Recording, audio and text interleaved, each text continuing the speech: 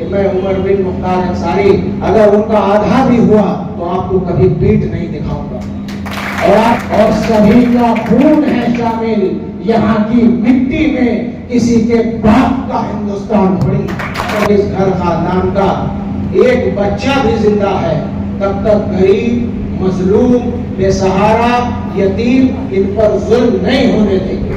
चट्टान माने जाते थे मुख्तार अंसारी, पहाड़ माने जाते थे मुख्तार अंसारी, कोई उन्हें पीछे ढकेल कर नहीं हटा सकता था। हमारे पूर्वजों ने राजनीति नहीं की है, ये मेरी चौथी पीढ़ी राजनीति में है। मेरी बड़ी अब्बी यहाँ बैठी हैं, ये चौथी पीढ़ी है राजनीति में। 1926-27 में मेरे परदादा doctor Ansari Indian national Congress party के प्रेसिडेंट थे। हमने कभी जात और मजहब देखकर राजनीति नहीं की। अगर हमारे दरवाजे पर या हमारे पास कोई गरीब मजलूम बेसहारा आता है तो हम उससे उसकी मजहब और जात नहीं पूछते हैं, बल्कि उसका आंसू पूछने का काम करते हैं। और हमारा मजहब और हमारा दीन भी हमें यही सिखाता है कि इंसान की पहचान उसकी गरीबी से करो, उसके जात और मजहब से नहीं। और हम इसे खिदमत खल्क कहते हैं, और खिदमत खल्क एक इबादत है। इसको हम पूजा और इबादत के तौर पे गरीबों की मदद को लेकर करते हैं।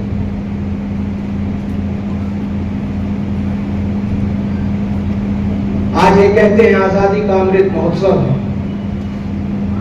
आजादी का अमृत महोत्सव बताने वाले आज उन परिवार के लोगों को जिसमें 12 स्वतंत्रता संग्राम सेनानी रहे हैं, उनको किन किन अल्फाजों से, किन किन शब्दों से पुकार रहे हैं, ये आप सबसे छुपा नहीं है, आप सबको पता है। खैर, मैं उस पर तो कुछ नहीं कहूंगा। ईश्वर उनको सद्बुद्धि दे, ईश्वर उन्हें अकल दे और हिदायत दे, मैं यही दुआ करता हूं। लेकिन मैं ये जरूर कहना चाहता हूं कि वो वक्त था जब ये देश गुलामी की जंजीरों में बंधा हुआ था। तब मेरे परनाना और परदादा ने लड़ाई लड़ी, देश को आजाद कराया। और जब भारत आजाद हो गया तो कश्मीर की हिफाजत और सरहद की हिफाजत के लिए अगर अपने खून का भी बलिदान देना पड़ा तो ब्रिगेडियर उस्मान पीछे नहीं हटे। कहां से मिटाओगे आप इस इतिहास को? आपके घर खानदान में, आपकी 7 पीढ़ी में अगर किसी ने छोटी उंगली का नाखून भी कटाया हो देश के नाम पर, तो मुझे बताओ। आप हमें कहते हो आतंकवादी, आप हमें कहते हो भूमाफिया, आप हमें कहते हो गुंडा और अपराधी, आप मुकदमे तो गिना देते हो, ये नहीं बताते हो कि कितने मुकदमों में वो बरी हो चुके हैं। 65 से ज्यादा मुकदमे बताते हैं मेरे पिता पर, 45 मुकदमों में वो बरी हो चुके थे। एक मुकदमा 2005 से जेल जाने से पहले का था, 2005 के बाद सारे मुकदमे छूटने लगाए गए। इसी तरह सांसद जी पे झूठा मुकदमा लगाकर जिसमें वो बरी हो चुके हैं, उसमें गैंगस्टर एक्ट के तहत उनको सजा कराई गई। और हमें दबाना और झुकाना चाहते हैं। और यही नहीं, मैं आज बड़ी जिम्मेदारी से आपको बता रहा हूं कि हमें खरीदने की भी कोशिश की गई, हम नहीं बिके। हमारे पास ऑफर भेजा गया, हम नहीं बिके। जब नहीं बिके तो मेरी मां पर 16 मुकदमे लगाए गए। आप में से किसी ने चेहरा भी नहीं देखा होगा। 16 मुकदमे, 500 रुपए के बोर्ड चोरी का भी मुकदमा लगाया। मेरे बड़े भाई जो अंतरराष्ट्रीय खिलाड़ी और शूटर थे, स्वर्ण पदक जीते, 9 मेडल जीते, अनेकों वर्ल्ड कप खेले इस देश के लिए। चाहे वो टक्सन में रहा हो, चाहे वो अलेप में रहा हो, चाहे वो फ्रैंकफर्ट जर्मनी में रहा हो।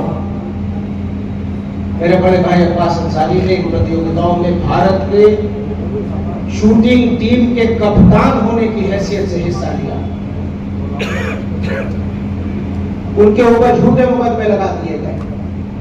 और फिर भी जब इस सरकार ने देखा कि अफजाल अंसारी और मुख्तार अंसारी और ये खानदान झुक नहीं रहा है, तो मेरी भाभी तक को जेल भेजा गया। ये जुल्म की इंतहा नहीं थी, अभी ऊपर वाले को और आजमाइश हमसे लेनी थी, वरना इस मार्च को मेरे पिता को जहर दिया गया, जहर देकर इलाज नहीं कराया गया।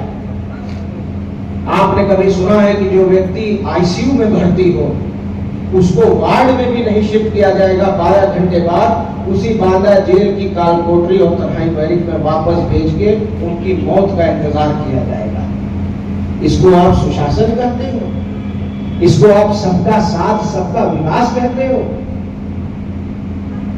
मैं आपको ये बताना चाहता हूं, बड़ी जिम्मेदारी से मरहूम मुख्तार अंसारी का फर्जंद होने के नाते ये बताना चाहता हूं कि आप हमें डराओगे और धमकाओगे तो हम डरने और दबने वाले नहीं हैं। इन रगों में ब्रिगेडियर उस्मान का खून है, इन रगों में स्वतंत्रता संग्राम सेनानियों का खून है, और ये सर कट जाएगा, ये सर झुक नहीं सकता। क्या खूब शेर कहा है किसी ने, लाख खौफ तारी हो जलजलों के आने का, सिलसिला न छोड़ेंगे हम भी घर बनाने का। लाख खौफ तारी हो जलजलों के आने का, सिलसिला न छोड़ेंगे हम भी घर बनाने का। दोस्तों शहादत के हम मजल से आदी हैं, मशगला हमारा है हक पे सर कटाने का। ये वो खानदान रहा है, ये अंग्रेजों से लड़ा है।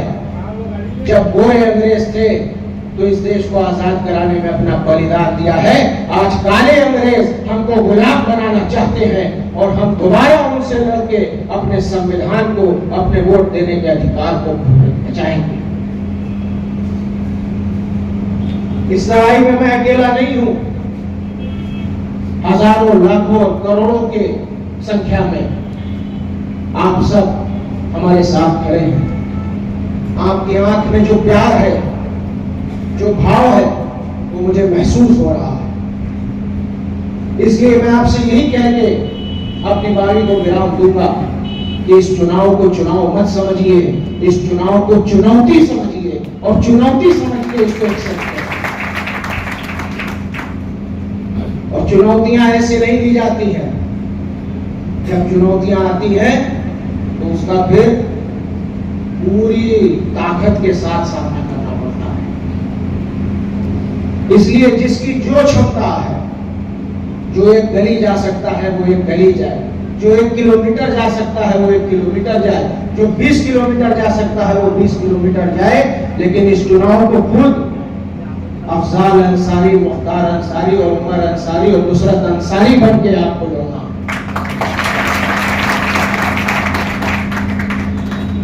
मेरे बुजुर्गों, मेरे भाइयों, माँ बहनों, फिर मौका आएगा, फिर आपसे अपनी बात कहूंगा। अभी में से मुझसे बड़े बैठे हैं यहाँ, वो अपनी बातों को आपके सामने रखेंगे।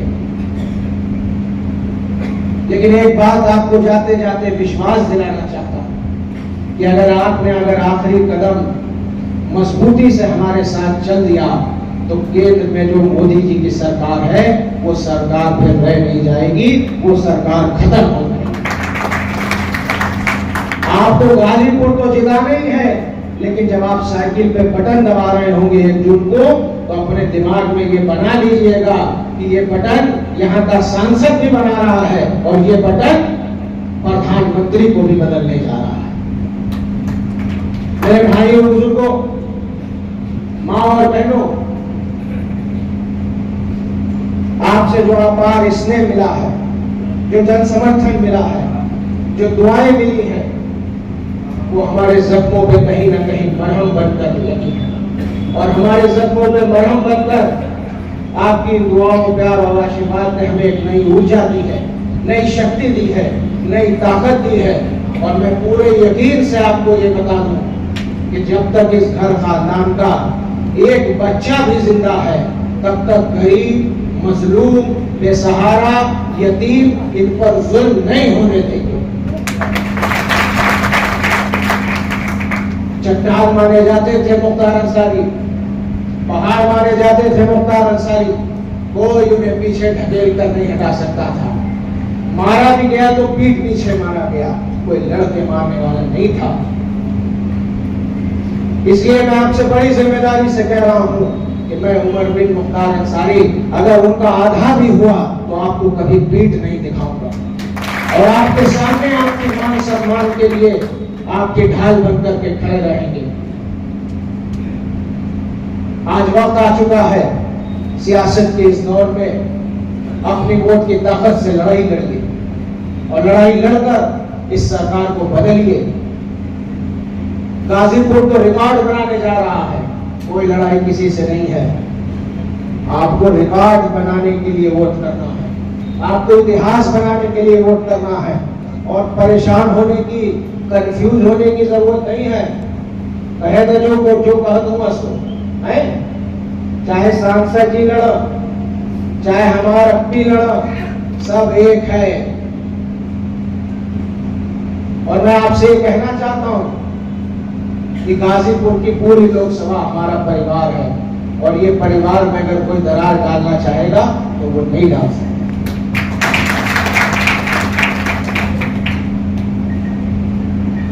राहत इंदौरी साहब मरहूम अब इस दुनिया में नहीं रहे, इनकलाबी उनका एक शेर मुझे इस मौके पर याद आ रहा है